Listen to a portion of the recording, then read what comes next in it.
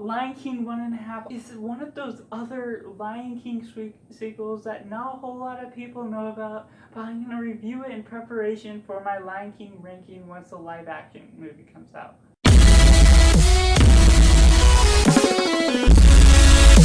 Hey everyone, I hope you're having a wonderful day. I'm Josh, this is Simply Cinema, and I'd first like to thank each and every one of you for helping me get to 100 subscribers.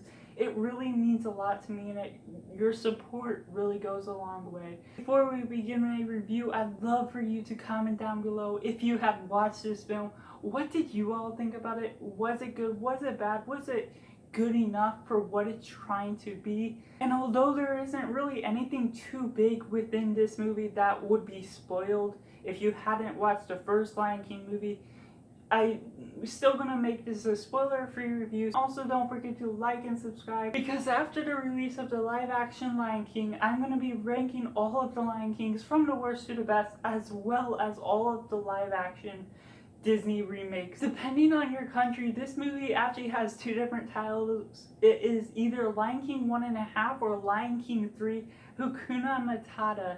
But regardless of that, Lion King 1.5 goes over basically the story of Lion King 1, but it gives you the perspective of Pumbaa and especially Timon as they go through the adventure of Lion King 1, but you're seeing their perspective only, how everything plays out with their story, how they came to be before Lion King 1 started, just a little bit going into the Lion King story. Starting off with the positives, I would say they really reached the goal they were trying to probably reach with this movie that they had in mind. It's just an animated comedic comedy of the Lion King, and they wanted to explore the idea of seeing the perspective of Timon and Pumbaa, how they come together within the interaction between Simba and all of the rest of the animals in Lion King 1. Because of that, I thought it really did well on playing off the jokes, and it didn't seem like it was trying to beat the Lion King in the level that it had set up. It was just a movie trying to be its own thing. It was almost like a parody, because you were seeing the different perspectives and getting to see more of the story of Timon and Pumbaa and how they sort of met.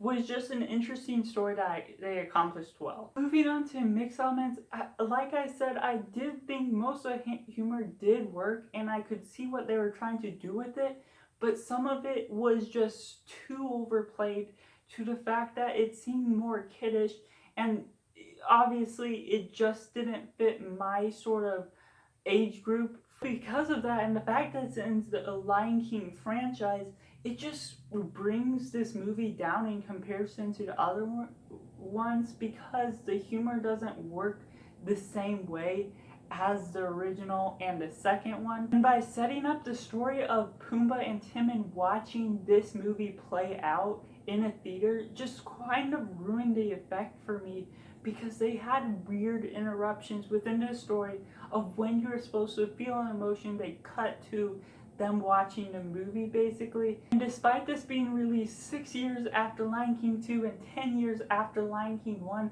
they went back to the animation style of Lion King 1, which Lion King 2 did have upgraded in the animation, but did have problems by not using that extra animation for every little detail. And so they reverted back to the original, but didn't use the Lion King 2 animation with everything, so it just sort of loses its consistency. Moving on to the negatives, I just kind of gotta say that this didn't feel like it even fit within the Lion King franchise from the first and the second movie, because they had the theater sort of viewing of Timon and Pumbaa watching the show. They had the inconsistency within the animation and the way they told jokes, because they reverted to telling the story of only Pumbaa and Timon, and because they reverted back in time to the very first movie but with their perspective. It just felt very inconsistent and really weird to have this as the third film in the franchise. And overall, while I would say it's a good enough movie, I wouldn't say that it's meant for my age group or older. It's meant for younger kids, most likely. So I just have to rate it simply 7.1 out of 10. And I'd love to hear your thoughts down below. What did you think of this film if you watched it? Be sure to subscribe to my channel by clicking that circle right up in the middle. Check out some of my other videos that I have here. One that I picked for you, the Lion King review, as well as a video that YouTube suggest for you. So let me know what you think of those videos when you click them and watch them.